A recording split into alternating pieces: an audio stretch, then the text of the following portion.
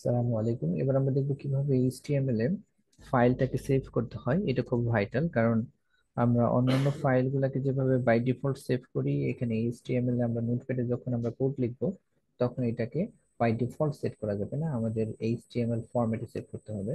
তো যখন আমরা এরকম বেসিক ট্যাগটা লিখে ফেলবো এইচটিএমএল এ, যেটা আমরা আগের ভিডিও দেখেছি, তো যখন আমি বেসিক ট্যাগগুলো লেখা শেষ হয়ে যাবে দেন আমরা এটাকে সেভ করব। সেভ করার আগে দেখেন এখানে কিন্তু যেভাবে লিখছি সেভাবে আছে, কোনো কালারও চেঞ্জ হচ্ছে না অথবা কোনো ধরনের ইন্ডিকেশন আসছে না। আর যখন আমরা প্রপার ওয়েতে সেভ করে ফেলবো তখন স্টার্টিং থেকে ক্লিক করলে এন্ডিং ট্যাগটাও সিলেক্ট হয়ে যাবে।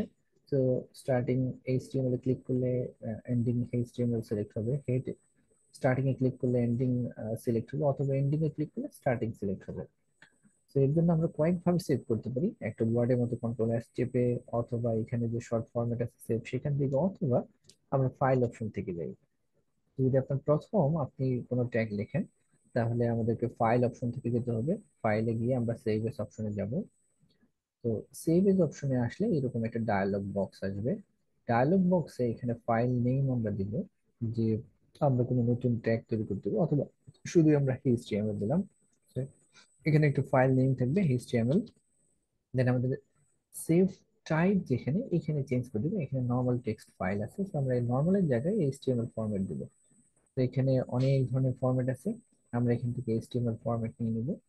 এখানে এই যে HTML hyper text markup language file, so এই ফাইলটাকে সিলেক্ট করে দেবো। আমরা ডেস্কটপে রাখতে চাচ্ছি আমাদের ফাইলটাকে, সো আমরা ডেস্কটপ সিলেক্ট করে দিচ্ছি এখান থেকে। দেন আমরা সেভ করতেছি। সেভ করার সাথে সাথে দেখেন এখানে কিন্তু কালারটা চেঞ্জ হয়ে গেছে, আমাদের কোডের কালারটা চেঞ্জ হয়ে গেছে, এবং আমরা ঠিকঠাক লিখছি কিনা সেটাও চেক করা যাচ্ছে। স্টার্টিং থেকে ক্লিক করলে এন্ডিং টেক সিলেক্ট হয়ে গেছে, অথবা এন্ডিং থেকে ক্লিক করলে স্টার্টিং টেক সিলেক্ট হয়ে যাচ্ছে।